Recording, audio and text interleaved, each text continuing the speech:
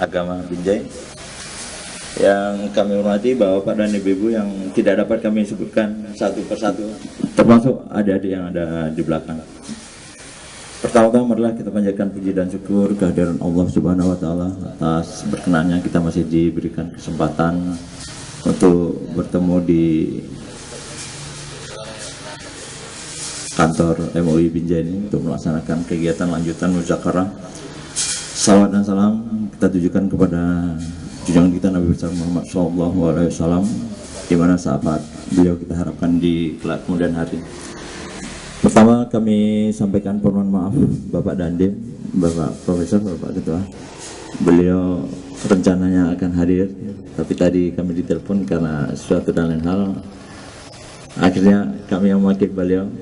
Mungkin izin memperkenalkan diri, nama kami Supriyono, pangkat mayor, kemudian kami asal dari Bukit Tinggi, Sumatera Barat, kampung dengan Bapak Kepala Pengadilan Negeri. Kemudian pada kesempatan pagi ini kami membawa Daramil, khususnya Daramil wilayah Kota Binjai. Yang pertama Daramil Binjai Utara, Bapak Imran. Silakan berdiri Pak Imran, biar Bapak tahu. Kemudian Daramil Binjai Kota dan Binjai Barat, Bapak Johansah, Kapten Johansah. Kemudian Daramil Binjai Selatan dan Binjai Timur, Bapak Ahmad Yani Lubis. Terima kasih Bapak. Beberapa buah batu besar yang menyatu satu sama lain berbentuk gua. Orang Arab menyebutnya Nahira. Saya pernah datang ke situ dan memang bukan gua, tapi beberapa batu besar yang menyatu satu sama lain berbentuk gua. Khadijah mengintip dari luar dan dia sangat terkejut melihat Muhammad ada di dalam. Di atas kepala Muhammad diletakkan kain putih mirip seperti dilakukan oleh orang sedang bersuluk di Mesir. Dia menengadahkan tangan ke langit, dia berdoa. Dari luar gua Khadijah menegur, "Ya Muhammad, aku istrimu Khadijah, aku tidak mau tinggalkan sendirian. Anak-anak kehilangan kamu, masyarakat menanyakan kamu." Dari dalam gua Muhammad menjawab, "Darni wahida, tinggalkan aku sendirian." Sama seperti orang barat dan duduk merenung, kita ajak bicara, dia jawab, "Tinggalkan aku sendirian." Berarti memang ada saat-saat di mana manusia tidak mau dicakapi siapapun, dia ingin merenung, melihat perjalanan hidupnya. Profesor Abdul Halim Mahmud mengatakan, bisa jiwa Muhammad mencapai puncak kesucian. Menurut riwayat Ibnu Ishaq, malam 17 Ramadan. Menurut Ibnu Abbas 23 Ramadan, jumhur ulama 27 Ramadan. Waktu itulah baru Allah menegur Muhammad dengan Iqra bismi rabbikal ladzi khalaq, turunnya Al-Qur'an itu. Berarti di saat Muhammad telah mencapai puncak kesucian, baru Allah menegurnya. Iqra, berulang-ulang Iqra itu. Muhammad pulang ketakutan, di rumah dia bilang pada istrinya, "Zammiluni, zammiluni." Setelah itu Muhammad tidak pernah balik lagi ke Jabal Nur dan digantikan suluk di Jabal Nur dengan ibadah baru namanya i'tikaf. Maka banyak ulama syariat mengatakan suluk itu memang pernah dibuat Nabi, tapi setelah jadi Rasul tidak pernah dibuat lagi, maka itu tidak termasuk syariat. Namun bagi bapak yang stres bolehlah.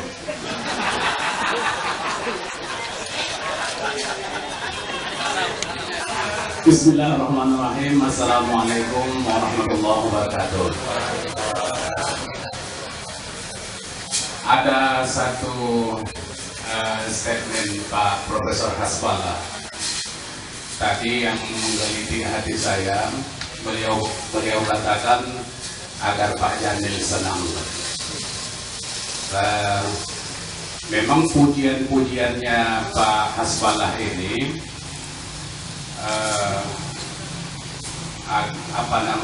tidak begitu tapi kita senang mendengarnya. Karena setiap orang sebenarnya senang kalau dipuji, gitu ya. Tapi mudah-mudahan pujian ini tidak melupakan kita untuk tugas-tugas kita. Bapak, Ibu-ibu, hadirin peserta. peserta muzakarah yang dirahmati oleh Allah.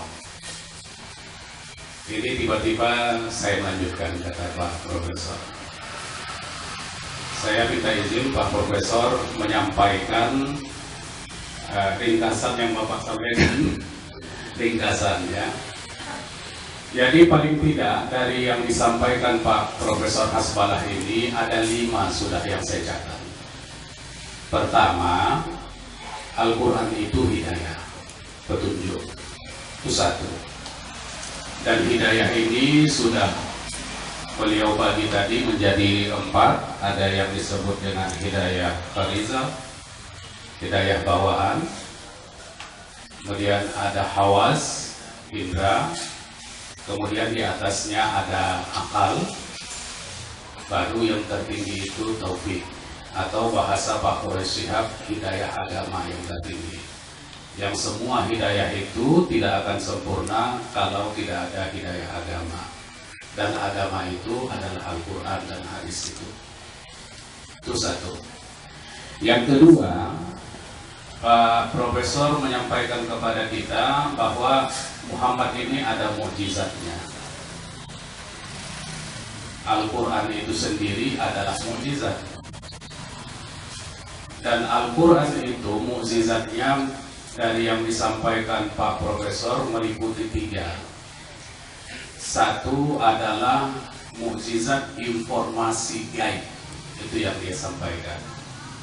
Informasi gaib itu maksudnya ada hal-hal yang disampaikan oleh Nabi Muhammad yang sesungguhnya sebagai seorang nabi dia belum bisa menyampaikan itu, apalagi beliau tidak membaca buku. Bagaimana dia bisa menceritakan Nabi Adam, menceritakan Nabi Musa, menceritakan Nabi Khidir, menceritakan peradaban lama, dan itu bukan main-main, tidak bisa diceritakan kalau tidak melalui referensi yang kuat. Jadi Al-Quran dengan informasi-informasi gaib itu menjadi mukjizat Al-Quran. Apalagi Al-Quran cerita surga dan neraka, itu adalah mukjizat yang tidak ada satupun yang bisa tahu tentang isinya itu kecuali setelah masuk surga atau neraka. Oke Bapak Besar.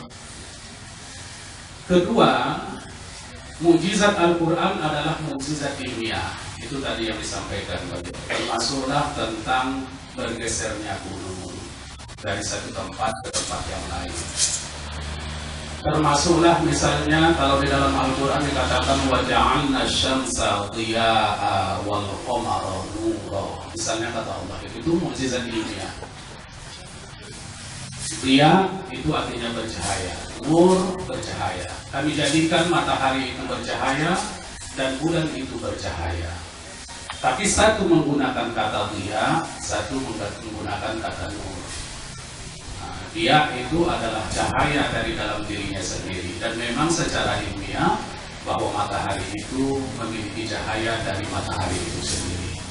Nur itu adalah cahaya pantulan, dan memang penelitian menunjukkan bahwa bulan itu cahayanya adalah pantulan dari matahari. Banyak lagi. Marajal bahraini yaltaqiyan, ya, bertemu 2 laut, ada yang tawar dan ada yang asin. Banyak lagi kulit yang diceritakan oleh Al-Quran, sidik jari, bau badannya Nabi Nabi Yusuf, yang bajunya hanya dibawa kepada ayahnya Nabi Yakub, itu bisa dikenali oleh ayahnya. Ini mukjizat kedua dari Al-Quran, berita ilmiah. Baru kemudian yang ketiga yang menjadi mukjizat Al-Quran itu adalah yang berhubungan dengan, jadi tadi ada pemberitaan yang gaib, ada ilmiah, ada sastra, keindahan bahasa Al-Quran. 2 poin yang disampaikan oleh Pak Profesor. Poin yang ketiga yang beliau sampaikan kepada kita adalah kapan sebuah bangsa itu dinamakan sebagai sebuah bangsa yang berperadaban, dan ini tentunya berhubungan dengan Al-Quran. Beliau mengatakan yang pertama, kalau negara itu, kampung itu, desa itu unsur spiritualnya terpenuhi, keagamaannya mantap, pemahaman agamanya bagus, pengamalannya mantap, ya. Kemudian intelektual, intelektual. Saya Pak Profesor, makanya memang kita dapat mendapat MUI ini di samping memang pemahaman agama, tapi juga unsur intelektual, pemahaman yang berwawasan lebih dalam memahami agama, sehingga tidak terjadi aliran-aliran yang berat dan ekstrim. Kemudian baru yang ketiga adalah material, yaitu pertahanan, keamanan, teritorial, perdagangan, ekonomi, seni, kesehatan, dan lain-lain sebagainya. Itu poin yang ketiga. Baru kemudian Pak Profesor Hasballah menyampaikan kepada kita Al-Quran itu paling tidak memuat 3 hal. 1. Akidah, ya, akidah. 2. Muamalah. 4. Ketiga adalah akhlak. Itu isi dari Al-Quran. Baru yang kelima, Pak Profesor menyampaikan kepada kita bagaimana Al-Quran itu disampaikan kepada Nabi Muhammad.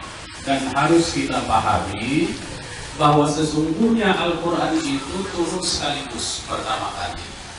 Ya, jadi malam Lailatul Qadar itu adalah turunnya Al-Quran sekaligus. Dari satu tempat yang dinamakan dengan Lauhul Mahfuz ke Baitul Izzah. Jadi inna anzalnahu fi lailatul qadar itu maksudnya adalah bahwa Al-Quran itu diturunkan pada malam Lailatul Qadar.